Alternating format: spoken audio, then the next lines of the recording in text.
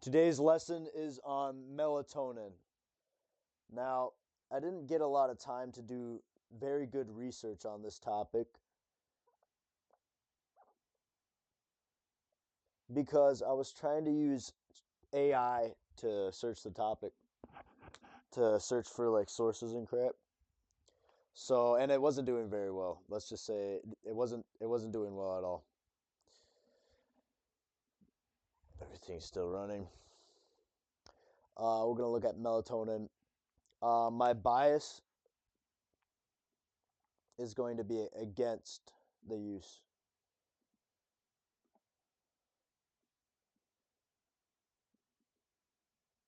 So when I have a bias, I'm gonna always write it right next to the topic right here on the top when I'm presenting it. Okay. All right. Long-term use effects. So we're gonna look at long-term use today. This really intrigued me because I, for the longest time, was using melatonin by myself.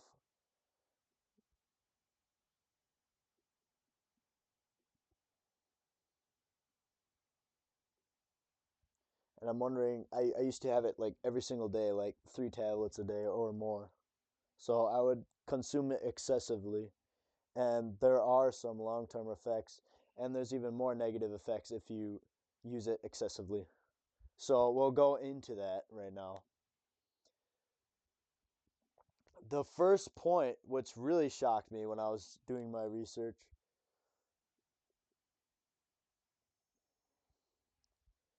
delayed puberty.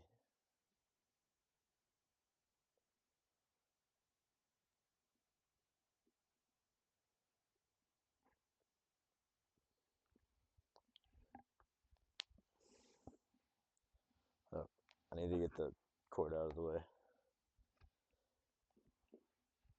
Dude, I never even knew about this at all. This never came across my mind when I was researching this. This surprised me. So it's going to take you a longer time. It's also very risky to take this during or before adolescence because of this reason it can cause delayed puberty. So it'll take a longer amount of time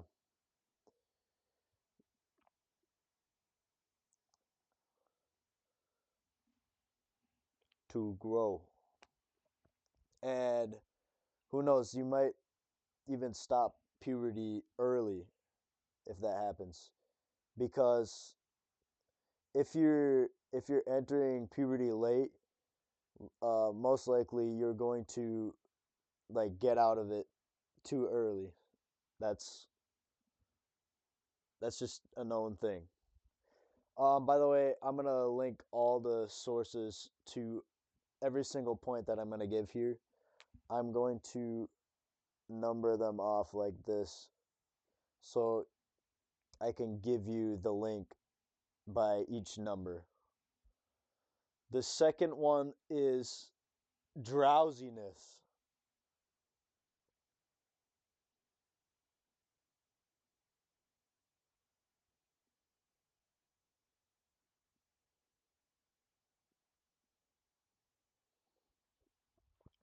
Yes, it can cause drowsiness during the day.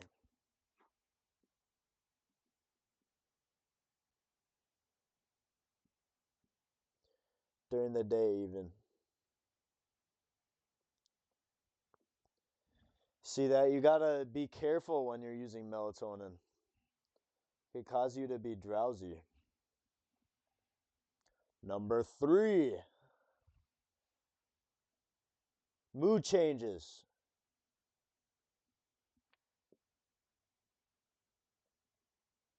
Even negative ones. Some studies have shown it can have mood changes. Now, it's important. There's also some research that is for like mood regulation. So when you're taking melatonin, there's some studies that show that it does regulate someone's mood and it helps them.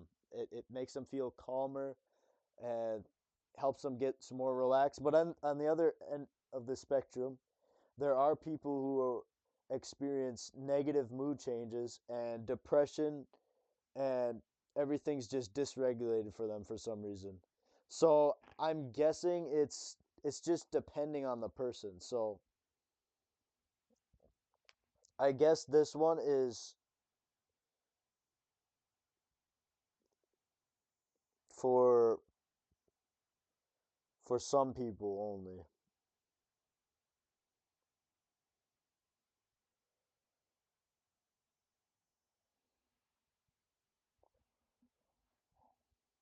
I'm not going to disregard that.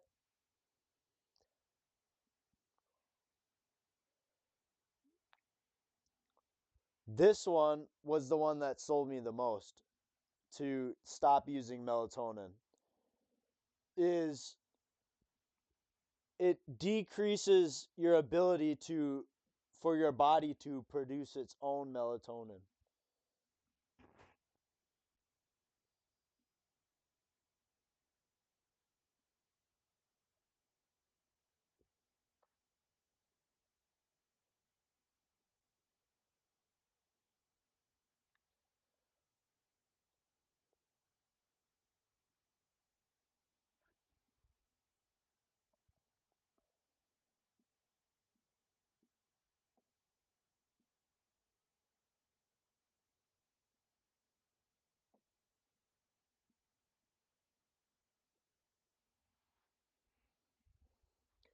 So your brain, here's your brain.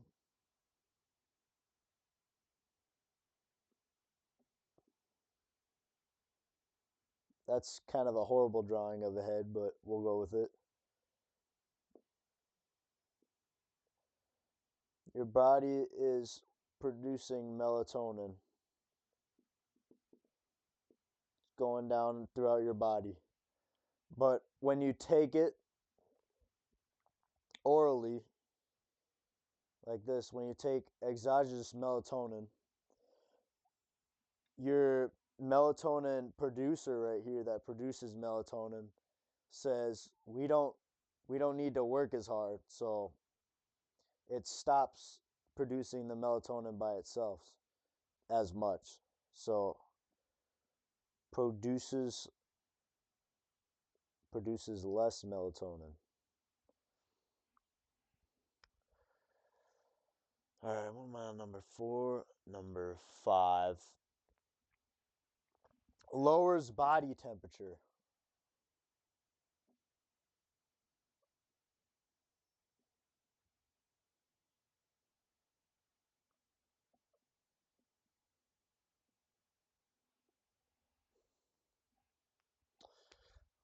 That's bad, yeah.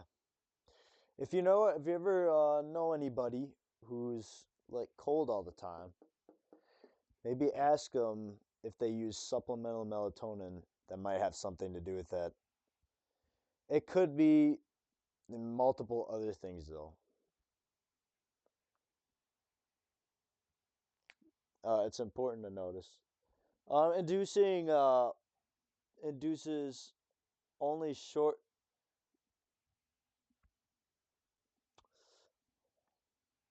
I'm gonna skip that one. I don't care.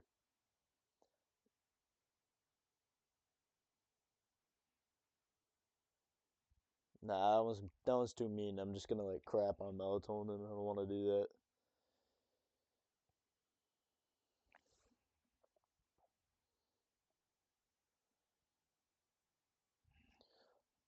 My last point is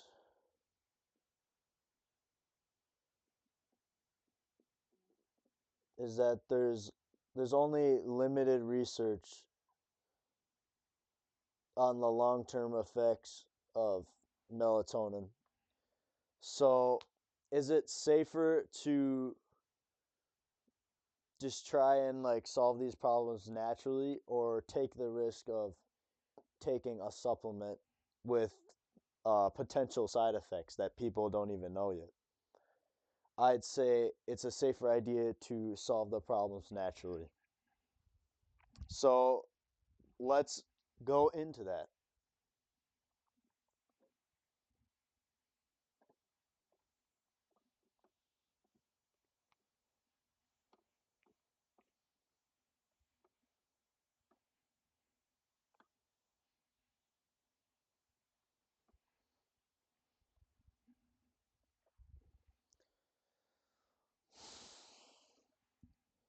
So why? Why is it safer to try and solve these problems naturally? Like your sleep problems, your mild insomnia, stuff like that. It's because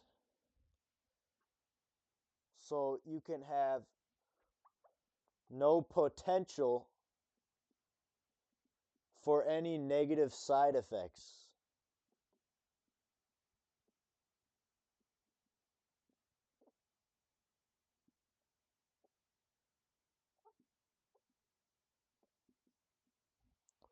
That's why. See? Oh,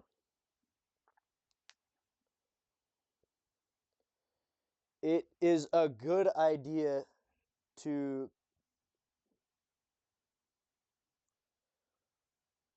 consume only nutrient dense foods.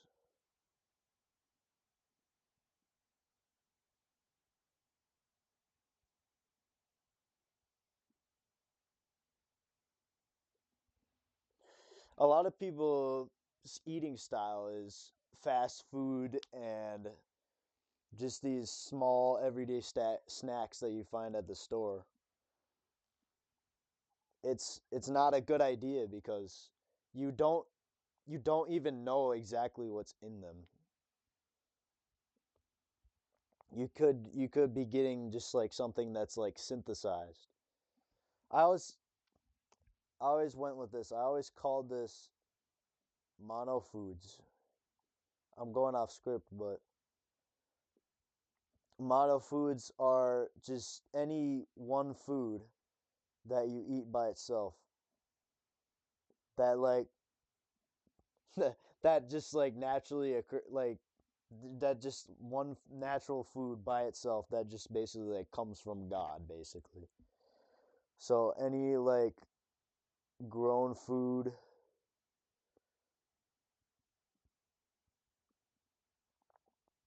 just individual by itself,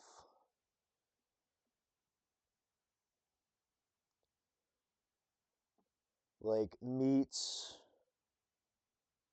like eggs, it's just one food. Now, does that mean, oh, I gotta not eat salt, I gotta not put salt on it, I gotta not put pepper on it? No, you can put salt, you can put pepper on it, that's fine. There's nothing wrong with that. So it's always a good idea to do this stuff naturally. So, what is some other things we can do besides avoiding fast food, like cooking at home? I I advocate everyone to at least just try this. Try to just explore with different kinds of foods, different kind of nutrient dense foods. I guarantee you're going to find something that you like enjoy that you'd eat every single day. You just have to cook it right, use the right seasonings, and you should very much like it. But it's important to do some deep research. You can do some deep research or you can do some personal experimentation. Either works out. Just try and change things up a little bit, like experiment. I would definitely advocate that. So, right here I'm going to put a list of natural foods that's going to help with melatonin secretion. So, what are some natural foods that we can use?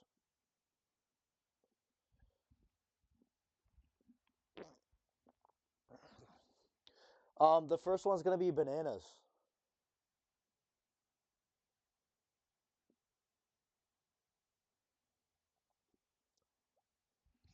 Next one's going to be walnuts.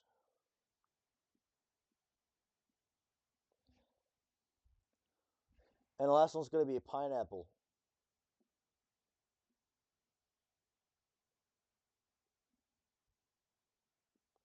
This is the one I usually have.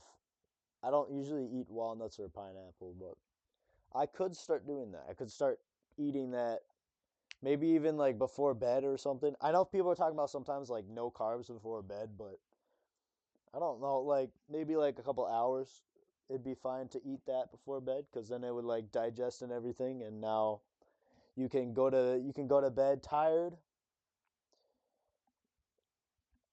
Another thing that I don't yet have research on is cold showers before bed. I don't know. I think it's helped me. Like I I believe I have more vivid dreams when I do that, and vivid dreams is probably a sign that you're like sleeping deeper. You're in a deep sleep stage. So that's all I have today on melatonin.